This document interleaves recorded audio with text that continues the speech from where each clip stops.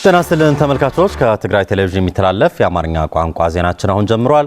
ከዜናዎቹ ጋር በእምነት ሰለሞን ነኝ። በቅድሚያ የእንደርታ ወረዳ አርሶ አደሮች የምግብ ዋስትናቸው ለማረጋገጥ የኩታ ገጠም የመስኖ ልማት ስራዎች በማከናወን ላይ መሆናቸው ገለጹ።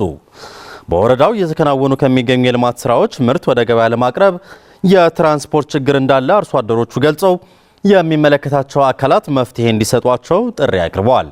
ማዛ መኮንን ተጨማሪ ይዛለች።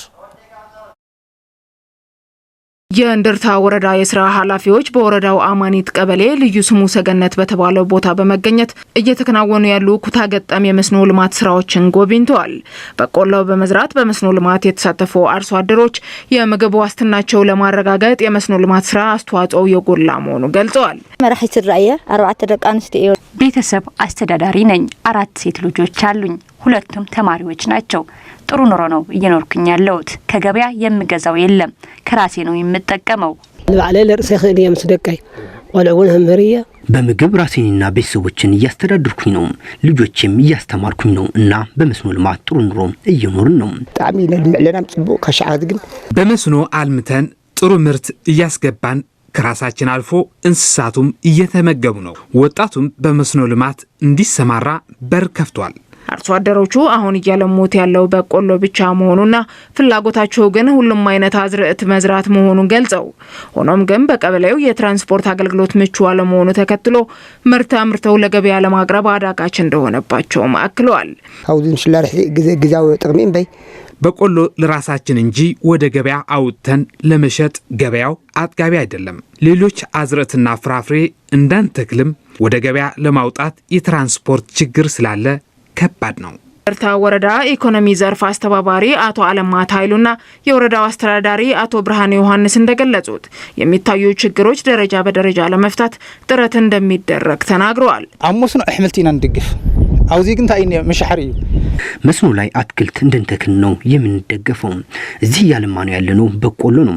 ይህም ለአትክልት አስቸጋሪ ነው። ሌላው የውሃ እጥረት አለ እና ይህን ችግር ለመፍታት በጥቂት ውሃ መልማት የሚችል አዝርዕት ማልማት ይገባል። ሕት መሰረታዊ ችግር ትናካናሊና መሰረታዊ ችግር የሆነው የካናል ችግር ነው። ካናል ለመፍታት ዲዛይኑ ይሰራል። ዲዛይኑ በባለሙያ ከተሰራ በኋላ ለመንግስትና ለሚመለከታቸው ተቋማት እናቀርባለን እና ይህን እንዲሰራ የወረዳ አስተዳደርም ማድረግ የሚገባውን ድጋፍ እናደርጋለን። መሰረታዊና መፍታት የምንችለው ይህ የካናል ስራ ነው። የአርሶ አደሮቹ ገቢ እንዲያድግ መንግስት ምርጥ ዘርን ጨምሮ አስፈላጊ የሆኑ የእርሻ ግብዓቶችን እንዲያቀርብላቸውም አርሶ አደሮቹ ጠይቀዋል። ቶ መድኃኒት ለበሰዓቱ ጸረ ተባይ መድኃኒት በሰዓቱ ሊሰጥ ይገባል። ሽንኩርት፣ ቲማቲምና ሌሎች አዝርዕት እንድናመርትም ሁሉም ሊመቻችልን ይገባል። የወረዳው አስተዳዳሪ አቶ ብርሃን ዮሐንስ አርሶ አደሮቹ ላነሱት የምርጥ ዘርና ሌሎች ጥያቄዎች ምላሽ እንዲያገኙ ከሚመለከታቸው አካላት ጋር በጋራ እየተሰራ መሆኑንም ጠቁመዋል። አዙን ብለለና መረዳታ ናይ መዳበሪያ ችግር ይብልናል። ባለን ማስረጃ የማዳበሪያ ችግር የለንም። የምርጥ ዘር ችግር ግን አለን። ይህ ለመፍታት ከሚመለከታቸው አካላት ጋር እየተነጋገርን ነው። እንደ ስትራቴጂ የወሰድነው ግን አርሶ አደሩ ምርጥ ዘር የመቀያየር ስራ እንዲሰራ የማድረግ ስራዎችን እንሰራለን። በአካባቢው 85 ሄክታር መሬት በመስኖ ልማት መሸፈኑንም ለማወቅ ተችሏል። 2.5 ሚሊዮን የትግራይ ህዝብ አስቸኳይ የሰብአዊ ድጋፍ ካላገኘ በከፍተኛ አደጋ ላይ እንደሚወድቅ የትግራይ አስቸኳይ ግብረ ኃይል አስታወቀ። ግብረ ኃይሉ ይህንን የገለጸው በትግራይ የሚገኙ ዩኒቨርሲቲዎች አሁን ያለው የሰብአዊ ሁኔታ በተመለከተ ጥናት ባቀረቡበት መድረክ ላይ ነው። ፍርቱና ገብሩ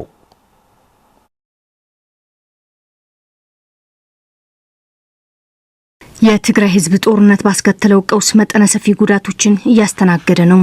በተለይም በአሁን ሰዓት በቂ የሰብአዊ እርዳታዎች ባለመኖራቸው ሁነኛ ጉዳት እየደረሰበት ይገኛል ሲል መቀለ ዩኒቨርሲቲ ከባለድርሻ አካላት ጋር በጋራ ባደረገው ኮንፈረንስ ተገልጿል። አሁን በትግራይ ያለው የሰብአዊ ድጋፍ ሁኔታና እንቅፋቶች በጥናቱ የተዳሰሱ ሲሆኑ ቀጣይ እንዴት ሊሰሩ ይችላሉ ለሚለው ጠቃሚ በመሆኑ ይህ ኮንፈረንስ ትልቅ ጥቅም እንዳለው ጥናቱን ያቀረቡ ባለሙያዎች ይናገራሉ። ኤንጂኦዎች መንግስታዊ ያልሆኑ ድርጅቶችና መንግስት እንደገና የትምህርት ተቋማት አንድ ላይ አምጥተዋል። አንድ ላይ ያመጣ ማለት ነው። አሁን ሲነሳ ነበርኩ በመንግስት ያሉ ችግሮች ሲነሱ ነበረ። በከፍተኛ ትምህርት ተቋማትም ያንን ነገር ይዞ ከመጀመሪያው ኢኒሼት አድርጎ ያለ መስራት ሌላ ችግር አለ። መንግስትም ቢሆን በአግባቡ እነዚህ ነገሮችን አስተባብሮ የመምራት ችግር አለ። እዚህ ላይ ነው መስራት ያለብን ብለን ምናምነው። አንድ ላይ ስንመጣ ችግሮቻችን አይደንቲፋይ እናደርጋለን። ግኝቶች አሉ ፋይንዲንግስ and suggest የሚያደርጉት ሪኮመንዴሽንስ ማለት መሰራት አለባቸው ከግኝቶቹ ተነስተው መሰራት አለባቸው ብለው የሚሏቸው ሐሳቦች አሉ የሚያቀርቧቸው እና ደግሞ ፕራክቲሽነሮቹ ወይም ሰብአዊ ድጋፍ ላይ የሚሰሩ ሁማኒታሪያን ኦፐሬተርስ ምንላቸው ማለት ነው። በእነሱ በኩልም የሚቀርብ የተለያየ ሐሳብ አለ። ስለዚህ ይህንን ግምት ውስጥ አስገብተ ለወደፊቱ በዋናነት ስትራቴጂካሊ ለማሰብ ነው። ኮንፈረንሱ ከተለያዩ የሰብአዊ ድጋፍ ተቋማት የተውጣጡ ባለሙያዎች የተሳተፉ ሲሆን ትግራይ አሁን ያለችበት ሁኔታ በግልጽ የሚያሳይ በመሆኑ ትልቅ ጥቅም እንዳለው በመግለጽ ጥናቱ እንደሚያመላክተውም አሁን ያለው የሰብአዊ ድጋፍ በአግባቡ ለማዳረስ ካልተቻለ ማህበረሰቡ ትልቅ አደጋ እንደተጋረጠበት ከጥናቱ መገንዘባቸው ይናገራሉ። አሁን ያለውን የሰዎች ችግር የሰዎች ስቃይ እዚህ አንስተን ያለን የትግራይ ችግር ደግሞ አንስተን መወያየት ከተለያየ አካባቢ ከተለያየ ዲሲፕሊን ከተለያየ ድርጅት የመጡ ስለሆነ ብዙ ግብአቶች ይኖራሉ እንገምታለን። ኦቨርኦል ያለንን የትግራይ ክራይሲስ ምን ይመስላል፣ ያለንን ሀብት አጠቃቀም የሁማኒታሪያን ድጋፍን ለመስጠት ምን መሆን አለበት ከሳይንስ አንፃር ከፕራክቲስ አንፃር ሁለቱም ከልምድ አንፃር ከሳይንስ አንፃር ምንድነው የሚመስለው የሚለውን ግልጥልጥ አድርጎ ያሳየን ነው። እንደኔ በጣም ጠቃሚ ነው። ያለንን ሀብት ለብዙ የተቸገረውን ማህበረሰብ በብዙ መንገድ እንዴት ማገዝ እንችላለን፣ ትንሽ ሀብት እንዴት ብዙ ውጤትን ማምጣት እንችላለን የሚለውን ሪፍሌክሽን የሰጠ ስለሆነ በጣም ጠቃሚ ነው። ይህ ኮንፈረንስ ለቀጣይ የሰብአዊ ድጋፍ ስራዎቻችን ምን ደረጃ ላይ ነን፣ ምን ሲቀረናል ለሚለው እንደ መሰረት ሊጠቅመን ይችላል ያሉት የትግራይ የአስቸኳይ ግብረ ኃይል አስተባባሪ ዶክተር ገብረሕይወት ገብረ እግዚአብሔር ጦርነቱ ባስከተለው መጠነ ሰፊ ቀውስ 2.5 ሚሊዮን የትግራይ ህዝብ አስቸኳይ ሰብአዊ ድጋፍ እንደሚያስፈልገውና ይህ በፍጥነት ካልተገኘ ግን ከፍተኛ አደጋ ላይ እንደሚወድቅ አመላክተዋል። ጥናቱ በጣም ግራውንድ ላይ ያለ ጥናት ስለሆነ ከሎጂስቲክስ ጋር ተያይዞ በተለይ ከኢንተርናሽናል ኮሚኒቲ የሚመጣው ሎጂስቲክስና እስከ ተጠቃሚ ህብረተሰብ ምን ይመስላል የሚል ጥናት ነው የመጣው። በተለይ አሁንም ክልሉ 2.5 የሚሆን አስቸኳይ ምግብ እርዳታ የሚፈልግ መድኃኒትም ሸልተርም ሁሉ የሚያስፈልገው ህዝብ በየ1.1 ሚሊዮን የሚሆን ተፈናቃይ በካምፕም በህብረተሰብ ውስጥ ይያዝ ነው። ይሄ በቂ የሆነ ድጋፍ እያገኘ አይደለም። ስለዚህ ከዚህ የሚደገፈው ደግሞ ወደ 1.3 ሚሊዮን የሚሆን ድጋፍ ያገኛል። የተቀረው ግን ድጋፍ አያገኝም። ለስሬስ የሆነ ኢንተርናሽናል ኮሚኒቲ ድጋፍ ያስፈልገናል። የፌደራል መንግስት ደግሞ ይህንን የኢንተርናሽናል ድጋፍ እንድናገኝ ደጋፍና እገዛ ያስፈልገናል። በትግራይ በተካሄደው ጦርነት አምቡላንሶች መዘረፋቸውና መቃጠላቸውን ተከትሎ የተፈጠረውን የአምቡላንስ እጥረት ለመፍታት የሚያስችል እንቅስቃሴ መጀመሩን የትግራይ ጤና ቢሮ አስታወቀ። ቢሮው እንዳለው የአምቡላንስ ችግሩ በእናቶችና ህጻናት ሞት በአጠቃላይ በጤናው ስርዓቱ ላይ የፈጠረው ያለው ችግር ቀላል ባለመሆኑ የተወሰኑ አምቡላንሶች ለመግዛት ቢሞክርም አሁንም የለጋሽ አካላት ድጋፍ አስፈላጊ መሆኑን ገልጿል። ስለ ሻጎስ ተጨማሪ አለው። በትግራይ በተካሄደው ጦርነት በጤናው ዘርፍ ከፍተኛ የሆነ ውድመትና ዝርፊያ መፈጸሙ የሚታወቅ ሲሆን ከነዚህ መካከል በአምቡላንሶች ላይ የደረሰው ውድመትና ዝርፊያ ተጠቃሽ ነው። በዚህም ማህበረሰቡ በጤና ተቋማት አገልግሎት መጠቀም የሚችልበት እድል አሳጥቶት የቆየ ሲሆን ይህንን ችግር ለማቃለል ስራዎች እየተሰሩ መሆናቸውን የገለጹት የትግራይ ጤና ቢሮ ኃላፊ ዶክተር አማኑኤል ኃይለም አምቡላንሶች የተገዙ ሲሆን የተወሰኑት ወደ ትግራይ መግባት የጀመሩ ሲሆን የተቀሩት ደግሞ እስከ ሰኔ ወር 2017 ዓ.ም እንደሚገቡ ዶክተር አማኑኤል ያስረዳሉ። ምስ አምቡላንስ መምጻእ ነተን አምቡላንሳት ንምርካብ ዘድሊ በጀት ንምግዛእ እሱ ሙሉ ተኸፊሉ አምቡላንስ ማምጣትን በተመለከተ እነሱን ለመግዛት የተበጀተው በጀት ተከፍሏል። የቀረው ወደ ሀገራችን ማስገባት ብቻ ነው። አሁን ጅቡቲ የነበሩትም አሁን ላይ አዲስ አበባ ገብተዋል። 120ዎቹ ለሆስፒታሎች አከፋፍለናል። እነዚህ በአንድ ባለድርሻ አካል የተገዙ ናቸው። ጅቡቲ ላይ የነበሩት አምቡላንሶች ወደ አዲስ አበባ መግባታቸውን የገለጹት ዶክተር አማኑኤል አምቡላንሶቹ የተሻለ አገልግሎት እንዲሰጡ የበጀት እጥረት ላይ ያለውን ችግር ለመፍታት ከተለያዩ አካላት ጋር እንደሚሰራ ይገልጻሉ። ንሓንቲ አምቡላንስ ቀድሞ ኹናት ኣብ ዓመት ክሳብ 1 ሚሊዮን ቅርሺ በጀት ዝምድባ ወረዳታት ነይረኒ 100 አምቡላንስ የቀሩት 82 አምቡላንሶች አገልግሎት ይስጡ ከተባለ በመቶ ሚሊዮኖች የሚቆጠር በጀት ያስፈልጋል ማለት ነው። ይህ ለትግራይ መንግስት ሊከብደው ይችላል። ስለዚህ ሙሉ በሙሉ ወደ ስራ እንዲገቡ ወይ ወረዳዎች በጀት እንዲመድቡ መንግስትም ከተለያዩ ዘርፎች የሚያገኘው ገንዘብ እንዲመድብ የሚሉ ሐሳቦች አቅርበናል። በነዳጅ እጥረት ምክንያት አምቡላንሶች የሚሰጡት አገልግሎት እንዳይቆም ዘንድ ከፌዴራል መንግስት ጋር መወያየት እንደሚያስፈልግ ዶክተር አማኑኤል ኃይለ ገልጸዋል። እحنا እንግዲህ ናይ አድቮኬሲ ስራሕ ናይ ጥብቅና ስራሕ ኢና ክንሰርሕ ንኽእል እኛ የጥብቅና ስራ ነው መስራት የምንችለው። አምቡላንስ የለም ተብሎ የሰው ህይወት ሲያልፍ ነበር። አሁን ደግሞ አምቡላንስ አለ ግን ነዳጅ የለም ተብሎ ሞት መቀጠል የለበትም። ስለሆነም የትግራይ ክልል አመራሮች ከፌዴራል መንግስት ጋር በጉዳዩ ውይይት አድርገው ችግሩ በዘላቂነት መፈታት የሚችልበት መንገድ እንዲመቻች ነው የምንጠይቀው።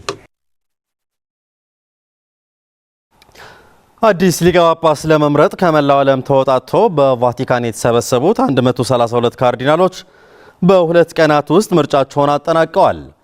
አሜሪካዊው ሊቀ ጳጳስ ሊዮ 14ኛ የቤተ ክርስቲያኗ 267ኛ ሊቀ ጳጳስ ሆነው ተመርጧል። ለቢቢሲ ዘገባ ታደሰ ልጃለም።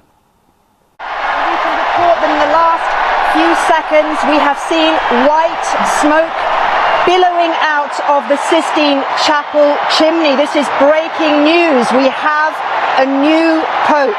የዓለምን ቀልብ የሳበው የቫቲካን ጳጳስ ምርጫ አዲስ ጳጳስ ለመምረጥ ከመላው ዓለም ተውጣጥተው በቫቲካን የተሰበሰቡት 132 ካርዲናሎች በሁለት ቀን ውስጥ ምርጫቸውን አጠናቀዋል።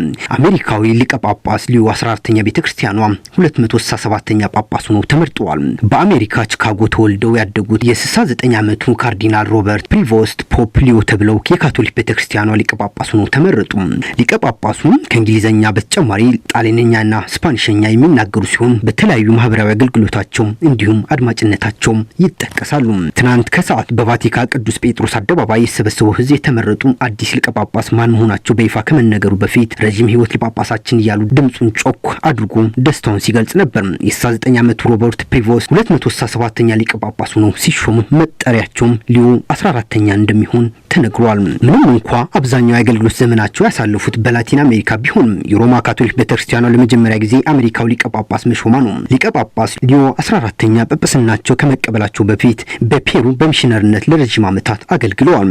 በ1955 በስፔናዊ እናታቸውና የፈረንሳይና ጣሊያን ደም ካላቸው አባታቸው በቺካጎ የተወለዱት ፕሪቮስት በ1982 ቅስናቸውን ተቀብለዋል። ከ3 ዓመት በኋላ ወደ ፔሩ ቢያመሩ ወደ አሜሪካ ለተለያዩ አገልግሎት ይመላለሱ ነበር። የፔሩ ዜግነት ያላቸው ፕሪቮስት ከተገለሉ ማህበረሰብ አባላት ጋር በመስራት እንዲሁም ልዩነታቸው ለማጥበብ በመጣር ይታወቃሉ። በሰሜናዊ ምዕራብ ፔሩ የአንድ ቤተክርስቲያን መጋቢ በመሆን ለ10 ዓመት ያህል ያገለገሉ ፕሪቮስት በካቶሊክ ሴሚናሪ ውስጥ በመምህርነትም ሰርተዋል። ሊዮ 14ኛ ሊቀ ጳጳስ ሆነው ከተሾሙ በኋላ በተናገሩት የመጀመሪያ ንግግር በሞት ለተለዩ ሊቀ ጳጳስ ፍራንሲስ ያላቸው ፍቅር ገልጸው በጋራ ከእግዚአብሔር ጋር እጅ ለእጅ ተያይዘን ሁላችን ወደ ሻለ ነገር እንሻገር ሲሉ በቅዱስ ጴጥሮስ አደባባይ ተሰብስበው ደስታውን ለሚገልጸው ህዝብ ንግግር አድርገዋል። ሮበርት ፕሪቮስት ምንም እንኳን አሜሪካው ቢሆንም እንዲሁም በካቶሊክ ቤተክርስቲያን ውስጥ ያለው መከፋፈል በሚገባ የሚያውቁ ቢሆንም ቤተክርስቲያኒቷ ወደ አንድ ያመጣሉ ተብሎ ተስፋ ተጥሎባቸዋል ሲል ቢቢሲ በዘገባው አመላክቷል። ቫቲካን ፕሪቮስት ለረጅም ዓመት በላቲን አሜሪካ ማገልገላቸውን በማስተዋወስ ከሊቀ ጳጳስ ፍራንሲስ በመቀጠል ሁለተኛው ላቲን አሜሪካ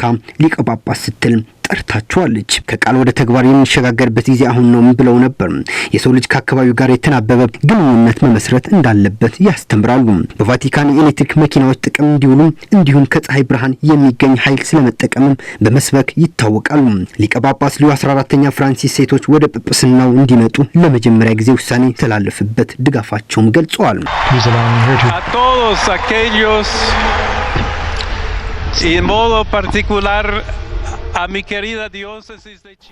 በመጨረሻ እስራኤል በምስራቅ ኢየሩሳሌም በተባበሩት መንግስታት ድርጅት የሚደገፉ ትምህርት ቤቶች መዝጋቷን ተገለጸ።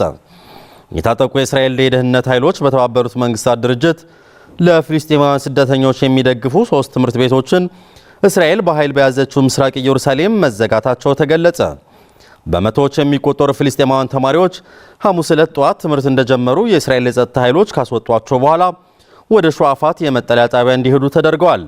የመንግስታቱ ድርጅት ኃላፊ ፊሊፔ ላዛሪኒ የእስራኤል ባለስልጣናት ህፃናት ትምህርት የማግኘት መሰረታዊ መብታቸውን እየነፈጉ ነው በማለት የዓለም አቀፍ ህግን በግልጽ መናቅ ነው ሲሉ ወንጅሏቸዋል። ኤጀንሲው ዕድሜያቸው ከ6 እስከ 15 ዓመት የሆነ ከ550 ተማሪዎች በላይ ተማሪዎች እንደነበሩትና አንድ ሰራተኛም በቁጥጥር ስር መዋሉን አስታውቋል። በእስራኤል ቁጥጥር ስር በሚገኘው ዌስት ባንክ የሚገኘው ትምህርት ቤት ዳይሬክተር የመማር ዕድላቸውን ላጡት ታዳጊ ልጆች ድርጊቱ የሚያስጨንቅ ነበር ብለዋል። ኤጀንሲው በምስራቅ ኢየሩሳሌም በሚገኙ 3 ትምህርት ቤቶች የእስራኤል ፖሊስ መሰማራቱና ተማሪዎችን ወደ ቤታቸው እንዲላኩ ማስገደዳቸውን ተናግሯል።